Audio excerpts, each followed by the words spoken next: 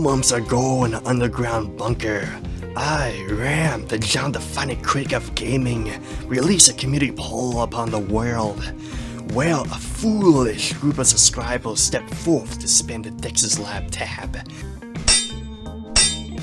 But before the final click was validated, I tore open our portal and flung them into the 9th dimension, where Shadow of our Cool won instead. Now the fools seek to return to Earth, and dislike the review that is Shadow of our Cool.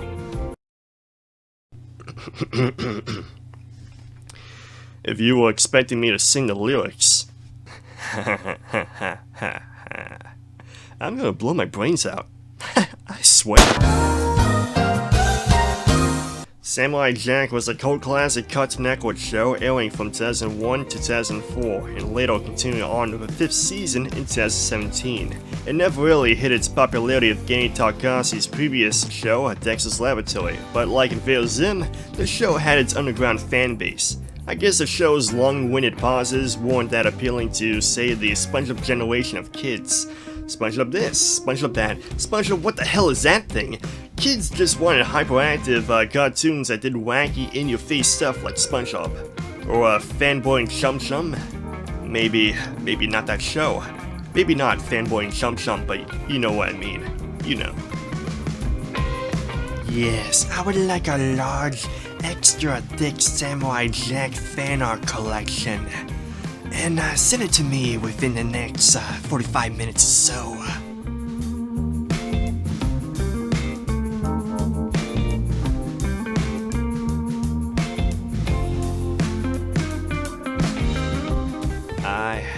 I kinda have a thing for women with short black bob haircuts. Please help me. I really like this piece of Archie fan art. With that said, until I find something, anything else, this will forever now be my desktop wallpaper. Please help me. Please. So, Samurai Jack, Shadow of Aku on the PlayStation 2 is exactly what you expect from a licensed Samurai Jack game.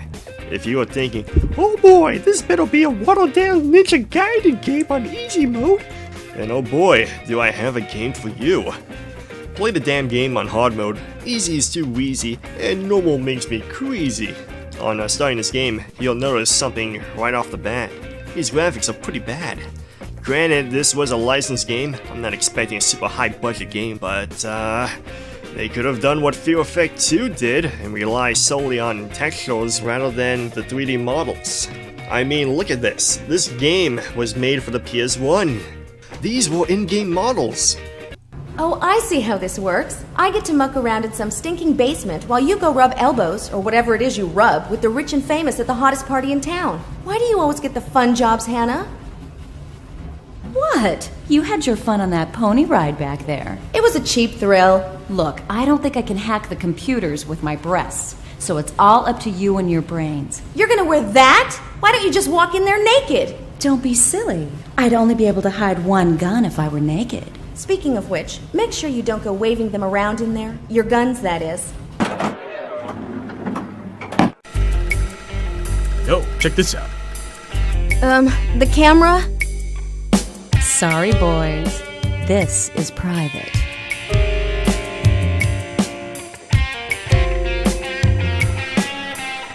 Damn, should we kick him out? No way, maybe the dress will fall off. Interesting tactic, Hannah. What tactic? Shall we continue? Be a good girl and go get Jin's package so we can get upstairs. Hey, beautiful. Haven't I seen you somewhere before? Yes. That's why I never go there anymore. Why don't we go somewhere private? You can be my VIP all night long. God, do you ever stop? And here's a clue for you, buddy. My eyes are up here. She likes me. The only problem would have been getting all those animated textures for the faces. They would need to hire several animators from the Samurai Jack staff to hand draw every single movement on a character's face. Looking back at the game's menu and loading screen, I doubt that he had a budget lying around for that, but hey, It looks like the new Samurai Jack game based on Season 5 of the show is doing just that. Low poly cattle models relying heavily on textures to animate their faces. It's all here. The gameplay is simple. You perform hack and slash combos with the X and circle buttons. X is for your light attacks and the circle is for your heavy attacks. Oh, and someone thought it was a good idea to make the square button the jump button. Oh boy, I see that person was a piece of sh**. Samurai Jack doesn't have an easy to spot shadow and he jumps stupidly heavy, which all in turn makes platforming the hardest part in this game. You will die over and over again from miscalculated jumps rather than, say, the AI killing you. You know how I mentioned earlier that the normal mode was way too easy? Play the damn game on hard mode. Easy is too wheezy, and normal makes me crazy.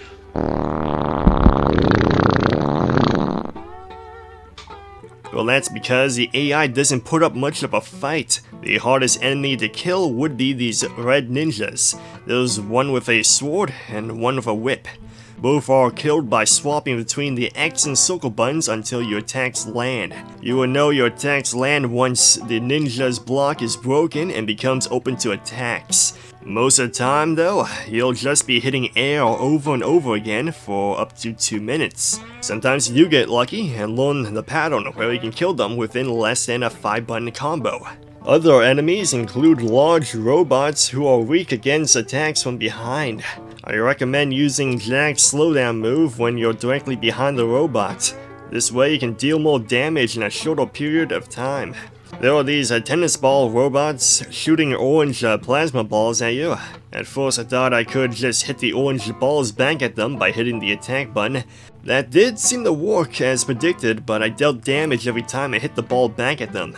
Later down the road, I discovered that the block button was not used to block enemy attacks, but rather to reflect enemy projectiles back at the enemies. This made killing the robots stupidly easy since they die in one hit from their own plasma blasts. Then there's these flamethrower robots that can be easily killed in one hit by performing a double jump, stab attack, and shield. And the shield bots can only attack by defending themselves with a force shield. There's way more robots and some miscellaneous creatures like skeletons or swamp men featured throughout the game, but you get the gist of it. Every single enemy in this game has their own unique weakness, and you'll have to swap between a handful of different tactics to kill them all. Ah yes, kill them all.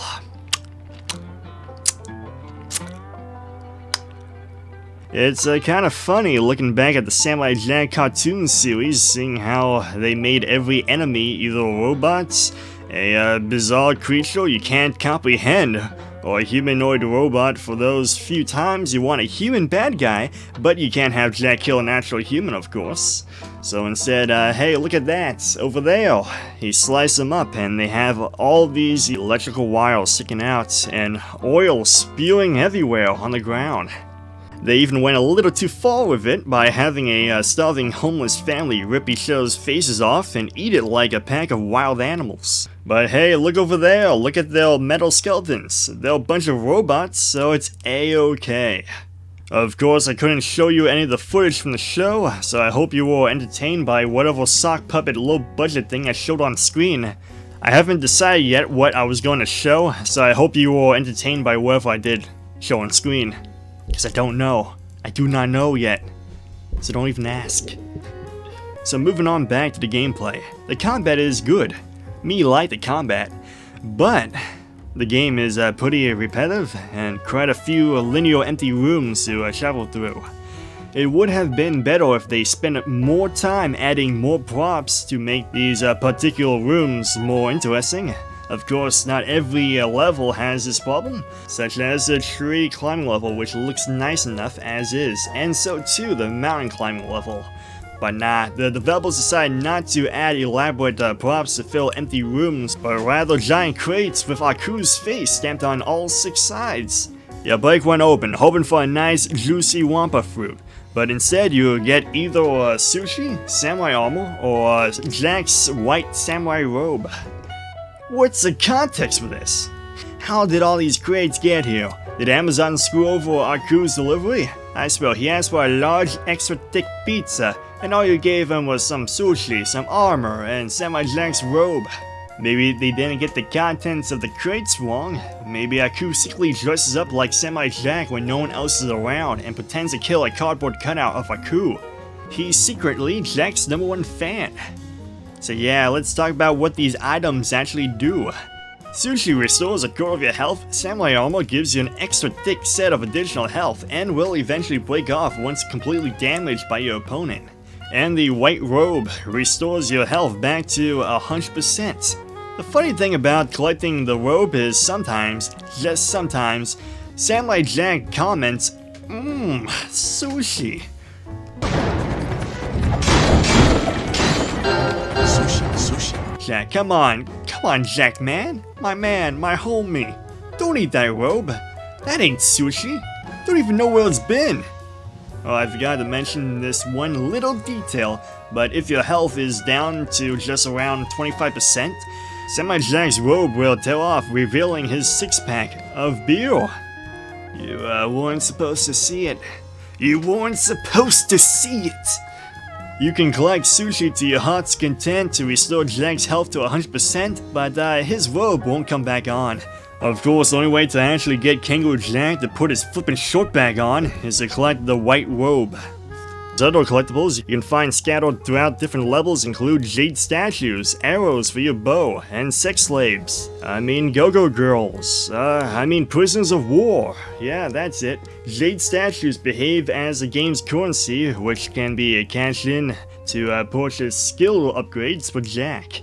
Those three being health boosts, power boosts, and damage boost upgrades. Okay, pick one of those probably. Pick one of those properly, that's probably correct on the board. There we go, keep it in. Let's keep it in. Forget the power boost entirely up until you max out the damage and health upgrades. You didn't really need the health upgrades as the game is stupidly easy and they keep throwing flippin' boxes full of sushi at your face. Please stop, Aku, I'm full. I got full health. Stop shoving sushi down my throat, stop it. I'm gonna puke. The power boost upgrade is pretty much useless, as you rarely need to use your slowdown move or special blades. Oh yes, special blades. Didn't talk about those darn things yet, have I? Well, each of the 4 areas of the hub world. Yes, I know. Insert your Nightmare Before Christmas memes in the comments below. Samurai Jack was Jack the Pumpkin King this entire time. You can see the resemblance is uncanny.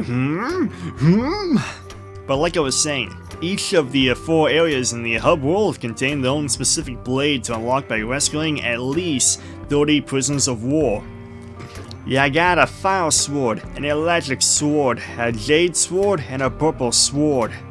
I can't tell you the difference between the special blades, and I think it's just a cosmetic thing. With that said, these special blades deal more damage than the classic blade and use up your power energy every time you attack an enemy.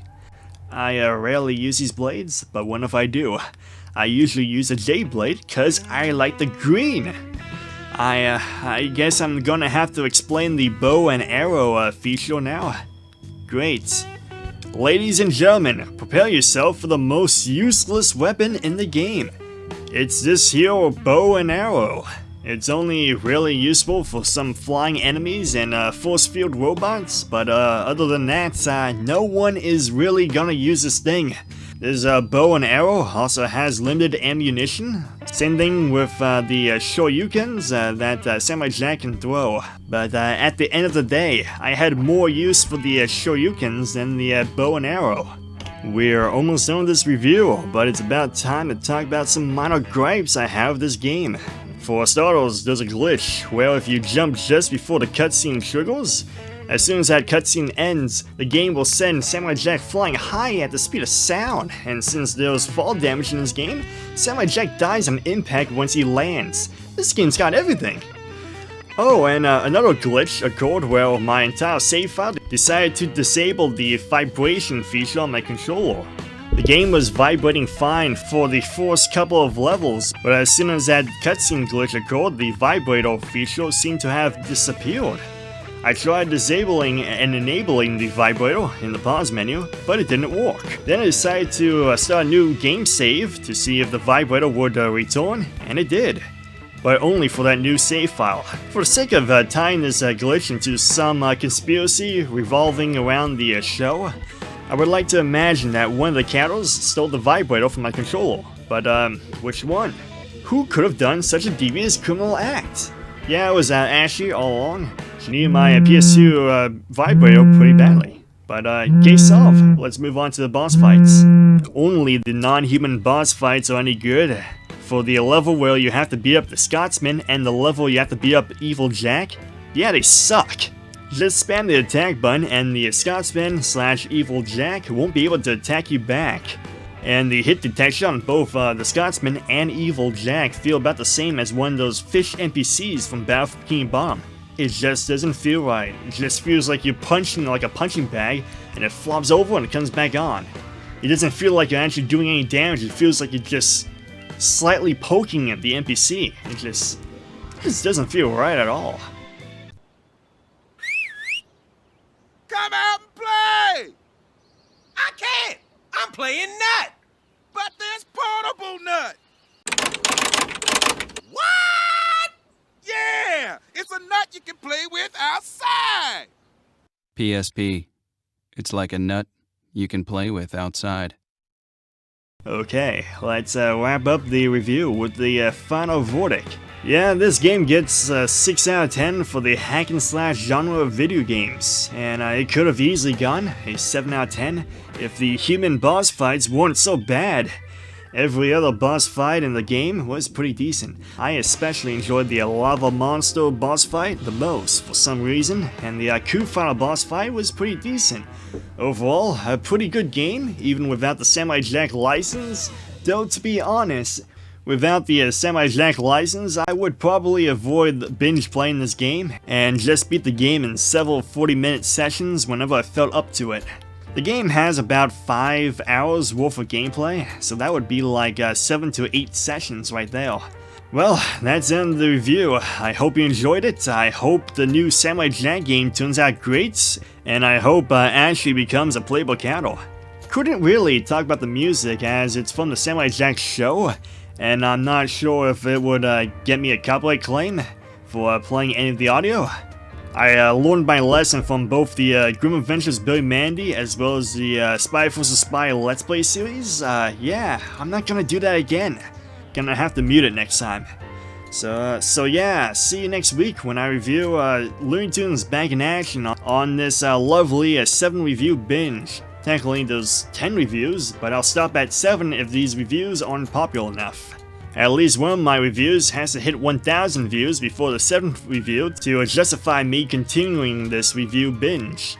Well, see you next week, but until then, I'll be over here watching Archie vibrate for a little while longer.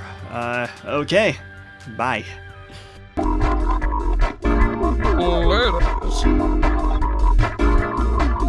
Squats.